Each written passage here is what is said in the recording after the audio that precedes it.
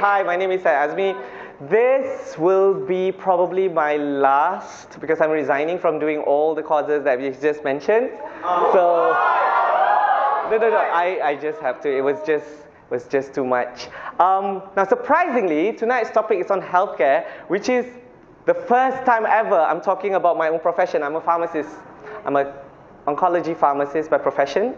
I stopped that a while ago, and I'm stopping pharmacy as well. I'll be doing farming after this, because plants don't fight with people so much. So it's not controversial, except for the new project with plants, which I just shared with Zamir, which I'm going to share with you guys. This plant farming that I'm planning is to actually do it's not big scale farming, but to plant on cemeteries. And the reason why it's organic, and you visit the graveyard more often. Yeah. So I got the green light from my dad, actually, say, okay, if I die, you can plant vegetables there. So that I'll visit him more often. This is all about ideas, and tonight, hopefully, in the next 18 minutes or so, I'll manage to inspire you with a few last words. Out of all the 48 causes that I've done in my life for the past 8 years, tonight I'll be talking for a cause that I never spoke before, healthcare.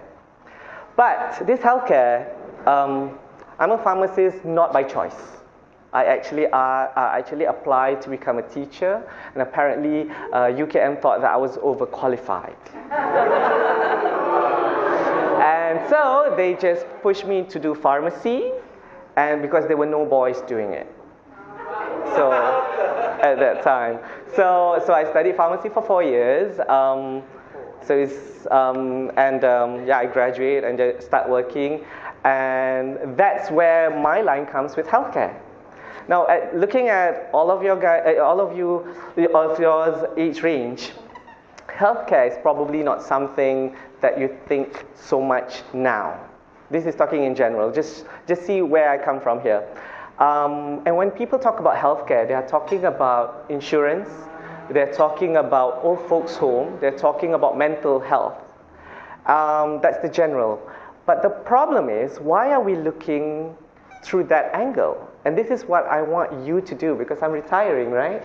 So this is what I want you guys to do, to think of preventive medicine, preventive treatment. We're talking about clean air. We're talking about vegetables, food therapy, instead of all the chemicals that we're already inhaling by now. As a pharmacist, I have this one rule that I never ask people to stop smoking, because I believe that smoking is also part of therapy for that particular person. So, yeah, I know, I have good fans with that. And I'm not a smoker. And I believe everything comes in moderation. Every food can become treatment and can become a cure, and also can become poison. In our country right now, healthcare it used to be 5-10 years ago. I'm 40 years old next year. 10 years. No, I admit it, because then I know my pace. Nowadays we have coffee break. Tomorrow I'm having hip break and such. So nothing new with that. So what I wanted to say is, years ago, when we talk about healthcare, it's all about the cost of medicine, surgeries. Okay? Nowadays, it's so expensive. It's too expensive that we think insurance is just like a package that you have to buy. But coming from blessed areas such as us right now, we probably can afford, with the tagline, it only costs 2 ringgit a day. But can you imagine like what Zamir and Picha Project is doing? They probably cannot even afford pencils. So what is going to happen to us? Are we going to be pumped with McDonald's and cholesterol problems? And don't forget stress, mental illness, blah, blah, blah. And are we ready for that? And that is something why I'm worried. So I have to know my limit, when it's yes, when it's no, when to start, when to stop. And I know at this moment that healthcare is something so serious, and it's something that it's a privilege to actually go to a hospital. If you're not rich enough, don't get sick. That's what we used to say while I was doing cancer treatment therapy. If you're not rich enough, don't get sick. And people ask me, if you get cancer, because you see them every day last time. And we talk cancer in numbers, and that was so sad. During my time, that was like probably 15 years ago, we based on medicine, oh, this one you get 17% according to 24 statistics, and the other one is 28%. But the price is 3 times. So I go by numbers, and it's so heartless. But nowadays we go on data, and now we go on, we believe in the power of prayers, and all that combined just to cure. So we have to come and think again on how do we want to see what is a proper hospital should be doing.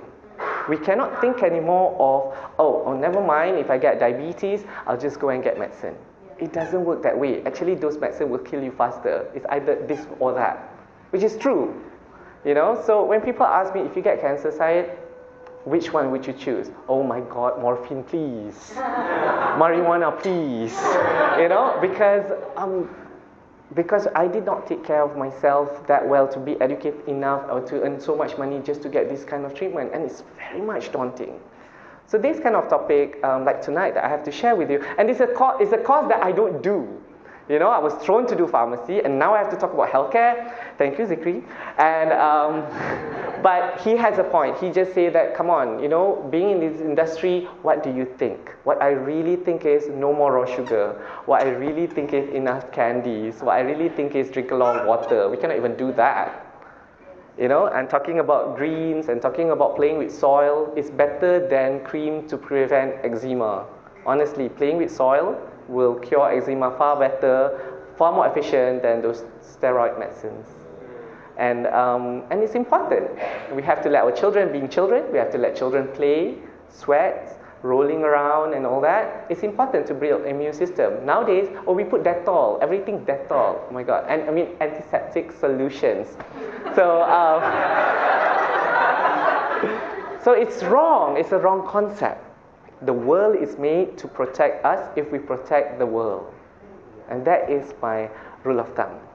So that's pretty much what I want to talk about healthcare. Zikri, I hope it's okay. I really want you guys to think further, like, instead of thinking about the chemicals that we pump our body with, let's think of another holistic approach. And the time is not too late. It was supposed to be done 2 days ago.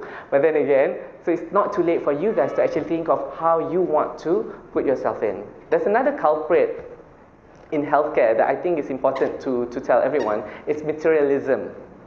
We believe that if our hospital is exactly like our home is exactly like a hospital, then we are okay. Then we have the BP set, then we have the humidifier. Don't forget that we have the nebulizers, and then some home have those what do you call that machine? The machine to the one that you pump ECG machines. They're so happy to show. It's like we have bought all this. It's like a mini operation theater in his house. Just in case. So, no, that's not the way. It's actually very sad.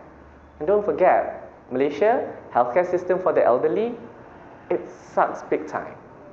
We don't really have good homes for our elderlies. Look at Malaysia right now. In the past 3 months, we actually rompak rumah orang tua, and then you use a parang and then just chop her legs off. Don't forget, during fasting month, the old man was just turning his car, and his car got bashed and he got thrown out. What is that? Mental health down. And it's not about skin color, race, religion or anything, right? It's just common sense. So these are the kind of things that you can do now. These are the kind of things. I believe that we do not have to tolerate. We have to understand. Tolerating means that we have to just step back and accept something else. But no, we don't have to. We actually have to work together by understanding. And that's what I'm trying to do all the time. And that's what I advocate people to do all the time. If you don't know what to say, you don't know what to do, then stop and learn. Just learn, read, visit. We go overseas and we can say, oh, I'm having an excursion visiting museums. Why don't we do it here? Not the museums, but why don't we do it here? Visit other people, visit other holy places, visit schools, visit the refugee camps, and learn. And that's the joyous living. So my whole objective, my whole life for the past 8 years doing all these courses is to learn. If it was actually meant for me, so that I can see my nephew and nieces in a place and environment that is nice for everybody to live in. Because I think that's what matters. If I were to go, I want to leave them in a place that they can actually enjoy life here. Malaysia is a land of opportunity, don't forget that. There's so many leeways, seriously, to be penciled. 2.6 billion, nothing. Don't look at that. Look at the opportunities. All these problems are made for us to see solutions. All these problems are just challenges for us to create better solutions. That's why we have problems. Because it'll give us time to think. And that's why I enjoy looking at problems, creating new problems, just to make sure people start thinking. If we start thinking, then we start to learn. When we learn by experience, it will stick better. Now, lastly, I guess my time is up. No? Huh? Okay. Kidding. But can I just share one thing? I'm a bit down today. I'm going to share with you guys this story. My latest cause is actually on pedophilia. It's a cause that is really bad. And today's case was so bad because it consists of 10-year-old in a boarding school. And this 10-year-old was mixed in a secondary school setting. Imagine that, huh? 10-year-old are mixed with a secondary school setting because their school was taken away or something like that. And these boys were pinned down by their seniors. They were pinned down, they were stark naked, they were being played around, humiliated for weeks. And today, when the mother spoke to me what happened to the son lately, because he got bruises all over, and then they found out what is happening. And the school is protecting the school is protecting themselves. And the mother says, I don't know what to do. And I'm here thinking like, I have a talk in 2 hours. Let me think of something. Make a police report. The police think that, you know what, it's not rape, so it's just, they will forget. It's just boys being boys. Playful. And this is tough. And this is one of the reasons why I have to think out of the box. I have to think of planting plants in graveyards and things like that so that I can laugh at myself, how ridiculous it is. But I want to give you one inspiring story out of all this that I just told Zamir just now as well, that never give up. And I believe in this. Okay? A few months back, there was a case in Kelantan. This old lady had to work rubber tapper, I think, for her landlord. She still have to pay rent for the small hut that she's living. And then when my team came over, so we saw the land a bit, so we gave her, like chickens to rear, so they have eggs and meat. And the landlord got jealous and started giving hard time. No chickens here, and then they robokan the house and things like that. So it was very sad, and I went there again, and I see that they're living inside the chicken reban ayam too. They were living there because they said, you're so rich now, you stay in that small house. So, and I was looking at it. Now, the grandmother is 75 years old, okay? And she has never been anywhere except in that hutan, in that jungle, doing rubber tapping. Now, two things. My friend was saying, let's relocate them to a better housing, like what MK is doing to all our orang asli. Sounds like a great idea. But what I learned in my journey, that people, different people, or in this case, underprivileged people, have a different mindset. They don't want to move because that's the environment they know. So the next solution, I was saying that jokingly, but I was actually telling my PA, we're going to do this. Okay, we'll call the Istana Kelantan and ask them to buy the land, and then we give it to the lady. I thought it was impossible until last 2 weeks that somebody from the Istana is buying the land and TNB is giving free electricals to this family. And it means that for me, it was a big glimmer of hope. It's not my work, it's a team effort, It's a team effort, it's not my work. But the thing is, it's so possible with something so laughable. My team was laughing on the way back in the plane. It's like, what are you talking about? You don't even know who is the Sultan. Yeah, I know, right? You can Google him later, but never mind. I'm very much oblivious about politics. I'm oblivious about so many things. I just see what I see and I just focus on that. And I just have great networks and great friends who actually ask me to actually think for this, and they'll think of the rest. But my point is, I do not put boundaries to your ideas. If I were ever to die tomorrow, that's the only thing I keep telling my team. Don't stop thinking of great ideas. Write it down, even though you don't do it. Just write down as many great ideas that you have, because one day you'll open it up and think that's possible. Picha Project is one of the projects, I'm sorry to mention this, but Picha Project is one of the projects that I thought was the most beautiful project. And I love it so much because it's totally something that people thought it was impossible one time ago. You know, and of course they still have some problems with marketing and all that, but then again they did it. And that's all that matters. Teach for Malaysia, oh my God, that's a whole lot of roller coaster. You know, I actually had some negative ideas about them at first, but I choose to stop and learn. And I went to visit, and then I learned what they actually do, and then I just spread the cause. Interesting people with interesting ideas of what they see us Malaysians can be. So never stop thinking. Oh, I feel like crying, but then, la la la la la. The whole thing that I wanted to say is, if I can do I Want to Touch a Door, then you can do anything. Come on, it's a free event, and so like that, you know. So you can do much more wonderful things, and never stop dreaming. And don't conform to things that is what everybody else is doing. I think that makes you boring.